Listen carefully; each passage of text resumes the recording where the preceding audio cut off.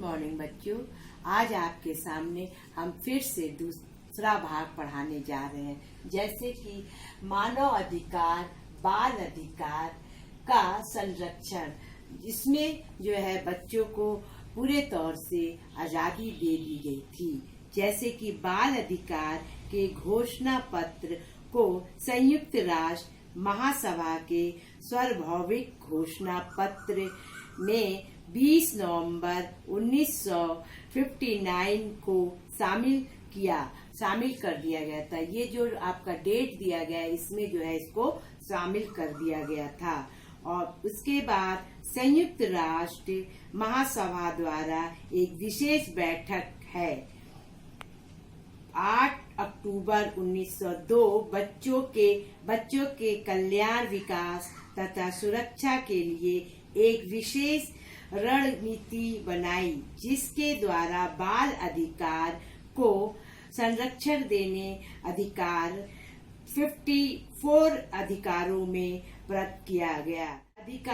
अधिकार तथा अनुच्छेद का मतलब होता है छोटे में, और वो बता दिया जाए छोटे छोटे करके, उसमें सारी चीजें उनको बता दिया, इसीलिए अनुच्छेद कर दिया गया था, उनको बांट दिया गया था कि इस तरह से। इसे पूरा तो हम आपको नहीं बता पाएंगे, 54 तक तो नहीं, हाँ कुछ ऐसे जो है जो हम बता दे रहे हैं, वो जो आपके काम है। पहला अनुच्छेद, इसमें बच्चों की परिभाषा 18 वर्ष से कम आयु के बच्चों को ही बच्चे की श्रेणी में शामिल किया जाए। 18 वर्ष के अधिक आयु के व्यक्ति को वयस्क की श्रेणी में रखा जाए, जिसमें कि 18 वर्ष की आयु में बच्चों को, उसके बाद 18 वर्ष के जो ऊपर के बच्चों को होता है, उसमें इन लोग बच्चों को शामिल कर दिया जाए। ये अनुच्छेद पहले का है। दूसरे का है बच्चों को लिंग, जाति, वंश तथा शारीरिक क्षमताओं के आधार पर भेदभाव नहीं किया जा सकता। बच्चों को सर्वश्रेष्ठ हित श्रेणी है, जैसे कि लिंग भेदभाव का, जैसे छोटे बच्चे होते तो लिंग भेदभाव नहीं होता, जैसे जैसे बड़े होते जाते हैं उनको लिंग भाव का पता होता है। ये अनुच्छेद 2 में रखा गया। अनुच्छेद 3, जिसमें बच्चों की अनुकूल अभिरुचियां, बच्चों का अधिक अभिरुचियों से ध्यान में रखकर विकास किया जाना चाहिए, जैसे कि उनकी विकास करें, बच्चों की क्या रुचि है, बच्चों की रुचि है, जैसे रुचि हो उसी के अनुसार उनका काम करना चाहिए। ये नहीं कि ये गलत रास्ते पे जा रहे हैं तो हम उनको गलत रास्ते पे नहीं बोलेंगे, हम लोग जो बच्चों को सिखाते उसी रास्ते पे जाने के लिए।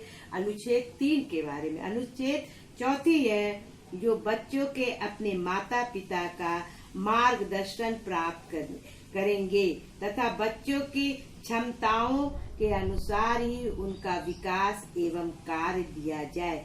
अब माता पिता के अनुसार कि जितना बच्चों को कैपेसिटी है या उनकी जितनी क्षमता है उससे ज्यादा नहीं दी जाए। मान लो एक बच्चे को भी बहुत ज्यादा काम दिया जाएगा तो वो थक जाएगा। इसको खेल से भी प्रतीक है, खेल में भी बहुत ज्यादा अगर खेल सुबह से शाम तक खिलाते रहेंगे, खेलते रहेंगे तो बच्चा थक जाएगा, फिर उसका खेलने में रुचि नहीं, उसी प्रकार काम करने में, उसी प्रकार पढ़ने में, तो इसलिए उनके क्षमता के अनुसार देना चाहिए। फिर छठा जो है अनुच्छेद ऐसे बच्चों के संरक्षण प्राप्त करता है जो माता पिता पृथक है अर्थात अनाथ है तथा उन्हें पारिवारिक एवं एकांकी के अधिकार भी प्रदान करता है। जैसे मान लीजिए किसी के माता पिता नहीं है, उन बच्चों को भी देख रेख अगर मिलता है तो उनकी भी देख रेख अपने बच्चों की ही समान करना चाहिए। ये नहीं पृथक नहीं, अलग नहीं रखना चाहिए, उनको भी उसी तरह से सारा काम करना चाहिए। अनुच्छेद जो है 17 में 17 तथा 18, इसमें बच्चों द्वारा सूचना की पहुंचाने एवं माता पिता के उत्तरदायित्व का वर्णन है। बच्चों का जो है देख रेख जो होता है वो माता पिता का है। जैसे गलती करते तो स्कूल में, विद्यालय में जाके टीचर को बताते हैं कि ऐसे मेरे बच्चों के साथ प्रॉब्लम है, ये है, तो उसका भी सुधार किया जाता है। उसके बाद अनुच्छेद 22 से 24 तक, इसके अनुच्छेद में श्रेणी में बच्चों को बाधिक बच्चों को स्वास्थ्य सेवाओं के बारे में विशेष बल दिया जाता है। इसमें बच्चों को जो है विशेष सेवा और स्वस्थ रहने के बारे में बताया जाता है कि बच्चों तुम लोग हर एक चीज स्वस्थ रहने के लिए अच्छी चीजों का प्रयोग करो, बुरे चीजों का प्रयोग करोगे तो स्वास्थ्य जो होता तुम्हारा अच्छा नहीं रहेगा। इसके बाद अनुच्छेद 28 और 29 में बच्चों की शिक्षा एवं उपदेश शिक्षा में पर विशेष बल दिया जाता है। बच्चों की उपदेश शिक्षा दी जाती है, अच्छी शिक्षा दी जाती है, अच्छी बातें बताते हैं तो बच्चे अच्छे रास्ते पे जाते हैं। अगर बच्चों को गलत रास्ता बताया जाएगा तो बच्चे गलत इसके लिए माता पिता को बहुत सतर्क रहना चाहिए कि उनको अच्छे से अच्छे कार्य करना चाहिए, वो अपने बच्चों को अच्छा से अच्छे उपदेश को दे सके। उसके बाद अनुच्छेद 31 में इसमें बच्चों को रिक्त समय में मनोरंजन करने एवं सांस्कृतिक गतिविधियों की उनकी भागीदारी पर दिशा निर्देश प्रदान किया जाता है। जैसे कि समय बच जाता है तो उनको मनोरंजन का भी साधन करना। मनोरंजन ये नहीं है खेल के द्वारा होता है, टीवी देख के होता है, और घर में अच्छी अच्छी पुस्तकें कहानी की दादा दादी अच्छी अच्छी कहानियां बताएं माँ बाप बच्चों, तो उससे भी जो है उनका अच्छा उपदेश जाता है। तो इसलिए इस पर भी ध्यान देना चाहिए। फिर अनुच्छेद 38 और 41 में इसमें शहरी संघर्ष में बच्चों की स्थिति पुनः संबंधित उनकी देखभाल, बाल न्याय तथा प्रशासन तथा वर्तमान दंड के प्रति सम्मान के संरक्षण प्रदान दिया जाता है। जैसे मान लो कोई गलती करता है बच्चा तो उनको अनुशासन के द्वारा या टीचर के द्वारा दंड दिया जाता है। बिना दंड दिए बच्चे नहीं सीखते। आज के युग में क्या है, अगर बच्चों को ज्यादा बोल दिया जाए या मार दिया जाए तो बच्चे जो है घर पे जाके गलत बात बोल देते हैं, गलत चीज देते हैं, और माँ बाप ये सोचने लगते हैं कि हाँ मेरे बच्चे के साथ ऐसा हुआ। कोई भी कहीं भी क्षेत्र में इस विद्यालय में ऐसी चीज नहीं होती जो बच्चों को गलत शिक्षा दी जाती है। तो इसका भी पूरा ध्यान देना चाहिए। और उसके बाद अनुच्छेद 42 और 45 में इसमें बच्चों को प्रदान किए गए अधिकारों का रुचि रूप से कार्य वचन घोषणा एवं ऐसे प्रकरणों का अंतर्राष्ट्रीय सहयोग तथा संयुक्त राष्ट्र के विभिन्न अभिभावक को बैठकों में उपस्थित को शामिल किया जाता है। जैसे मान लो कभी कभी क्या होता है, बच्चों को बहुत अच्छा पुरस्कार मिलता है और ये मिलता है तो उनके माँ बाप को बुलाया जाता है, उनके सामने दिया जाता है, तो कितना अच्छा होता है। और जब माँ बाप देखते हैं तो बहुत खुश होते हैं। जैसे खेल के दौरान में, पढ़ाई के दौरान में जब पुरस्कार मिलता है, मेडल मिलता है, सर्टिफिकेट मिलता है, तो हर अभिभावक को और बच्चों को बहुत ही अच्छा लगता है और उनका सम्मानित किया जाता है। जैसे भारतीय संविधान में जो है में संरक्षण, जैसे कि भारतीय संविधान में मानव अधिकार के साथ ही साथ बच्चों को अधिकार पर विशेष बल दिया जाता है। भारतीय संविधान की ये विशेषता कि इसमें बाल श्रम और विशेष बल दिया जाता है। बाल श्रम माने बच्चों को जब छुटपन में काम करने के लिए दिया जाता है तो उस पर विशेष ध्यान दिया जाता है। ये सरकार की ओर से भी होता है कि बच्चों को बहुत ज्यादा काम नहीं देना चाहिए, घर का काम नहीं, पर भी बहुत ध्यान देना चाहिए। उसके बाद 14 वर्ष के कम आयु के बच्चों को कारखाने एवं अन्य जोखिम भरे कार्य के नियोजन का प्रतिरोध किया गया है। जैसे कारखाने में जोखिम में ये सारी चीजों में जो है बच्चों को रोका गया है। इस पे कार्य देने के लिए सरकार ने मना किया, इसलिए हम लोग कुछ भी कार्य को नहीं कर सकते हैं। और इसके बाद अनुच्छेद 45 में बच्चों को निःशुल्क तथा अनिवार्य शिक्षा को प्रदान करने के लिए दिशा निर्देश प्रदान करता है। मतलब निःशुल्क निशुल्क शिक्षा देने के लिए।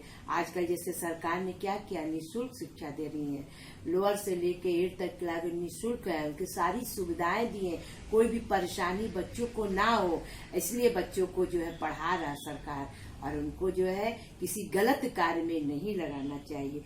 उसके बाद जो है 15 वर्ष से कम उम्र के बच्चों को कार्य करने की प्रतिबंध किया गया था। इसके अतिरिक्त भारतीय कारखाने अधिनियम 1948 में मोटर परिवार कार्यालय अधिकार और प्रतिक्षण ये सब बीड़ी तथा सिगरेट कार्यक्रम ये सारी चीजों पे रोक लगा दे। जैसे कारखाने में जो है मोटर गाड़ी बनाने के लिए उस पे भी नहीं, बीड़ी सिगरेट बनाने के लिए बच्चों को नहीं, ये सारी चीजें गलत है। इसलिए भारतीय जो है सरकार ने इस सब चीजों को रोक लगा दिया है। उसके बाद है 1986 के संशोधित करके सन 1906 में 14 वर्ष से कम आयु के बच्चों को घरेलू नौकरी के रूप में काम करने और ढाबे में, सड़क के किनारे, भोजनालय में, रेस्टोरेंट में, होटल में, चाय की दुकान में, चाय के मनोरंजन केंद्र पर काम करने की प्रतिबंधित करा दिया गया था। इसमें जो है क्या किया गया था, काम पे ये सारे काम को जो है प्रतिबंधित करा दिया, रोक लगा दिया गया था। और सरकार जिस चीज पे रोक लगाती है उसका आज्ञा का पालन हम लोग को करना चाहिए। विकास के अधिकार, इसमें बालक अधिकार के अंतर्गत 2 ऐसे अधिकार हैं जो विकास के अधिकार कहे जा सकते हैं। प्रथम अभिव्यक्ति का अधिकार अनुच्छेद 13 तथा द्वितीय शिक्षा का अधिकार अनुच्छेद 28। यह वे अधिकार है जो बच्चों को संपूर्ण क्षमताओं का विकास के लिए आवश्यक है। बच्चों को स्वतंत्रता के पूरा जिसमें अधिकार है। उसके बाद अनुच्छेद 13 ही में जो है, इसमें जो है अभिव्यक्ति को स्वतंत्रता, इसके अंतर्गत सर्वप्रथम बच्चों के विचार की अभिव्यक्ति के रूप में पूरी स्वतंत्रता दी जाती है और उनका वो अधिकार है बच्चे स्वतंत्र होके हर एक कार्य को अच्छी तरह से करें। उसके बाद जो है कि धार्मिक में भी माता पिता जो है धार्मिक स्थल पर भी ले जाना चाहिए, धार्मिक बारे में भी बचाना चाहिए, और हम किस धर्म के हैं उसके बारे में भी बताना चाहिए। उसमें भी पूरा अधिकार उसको होना चाहिए। उसके बाद अनुच्छेद 28 में शिक्षा अधिकार, शिक्षा के क्षेत्र में उनको पूरा अधिकार दिया गया है। जैसे शिक्षा के बच्चों को अधिकार का वर्णन इसमें किया गया है। इसके अंतर्गत 14 वर्ष से कम आयु के सभी वर्ग के जाति के बच्चों को प्राथमिक शिक्षा का अनिवार्य कर दिया गया है। 14 वर्ष के नीचे के बच्चों को प्राथमिक शिक्षा को अनिवार्य कर दिया गया। उनको सभी बच्चों को पढ़ाने के लिए किया गया। जो बच्चे ऐसे घूमते रहते हैं, जो कबाड़ बेचते हैं, कुछ भी कर, उनको पकड़ के लाने के लिए उनके बारे में बताया जाता है कि उनको शिक्षा क्या चीज है, कैसे की जाती है, इससे पढ़ने से तुमको क्या लाभ है, तुम कुछ बन के अच्छा काम कर सकते हो। इस सारी चीजों के बारे में उनको बताया जाता है और अच्छा से अच्छा ज्ञान दिया जाता है। उसके बाद जो है, इसके बाद जाति, धर्म आदि के आधार पर बच्चों को उनकी शिक्षा के लिए कोई शिक्षण संस्थान उन्हें वंचित कर सकती है और ना ही माता पिता अपने बच्चों को रोक सकते हैं। कोई भी संस्था, कोई भी जगह कोई बच्चों को रोक नहीं सकता, उनको वंचित नहीं कर सकता, और ना ही माता पिता उनको। जब बच्चों में रुचि आ जाएगी तो सारे बच्चों को पढ़ने में बहुत वो होगा। तो आज का बच्चों यहाँ पे पाठ जो है समाप्त होता है। ये सिविक से संबंधित है। बच्चों जो भी हमने पढ़ाया है बहुत सोच समझ के आप लोग पढ़िएगा, समझ के कार्य करिएगा। जो भी क्वेश्चन हम देते हैं उसको आप लोग लिखिएगा और समझ के लिखिएगा, क्योंकि ये जनरल सब्जेक्ट है और ये जो है सरकार की ओर से अनिवार्य विषय है। ये किताब में सबसे पहले चैप्टर सबसे पहले उस पे लिखा है कि अनिवार्य विषय है और इसको पढ़ना बहुत जरूरी है एक एक बच्चे के लिए, और इसलिए आपको पढ़ना है। आप समझिए, एक दो क्वेश्चन आपके सामने हम रख रहे हैं, उसको आप समझ के अच्छी तरह से लिखिए। ये सिविक्स से संबंधित आपका है। जैसे कि बाल अधिकार के संरक्षण की व्याख्या कीजिए, ज्यादा नहीं, बाल अधिकार की व्याख्या कीजिए, संरक्षण की व्याख्या कीजिए, ये क्वेश्चन आपका है। उसके बाद आपको अति लघु जो है आपको देंगे, अति लघु, और उसके बाद बहुविकल्पीय आपके पास फोटो खींच के हम भेज देंगे।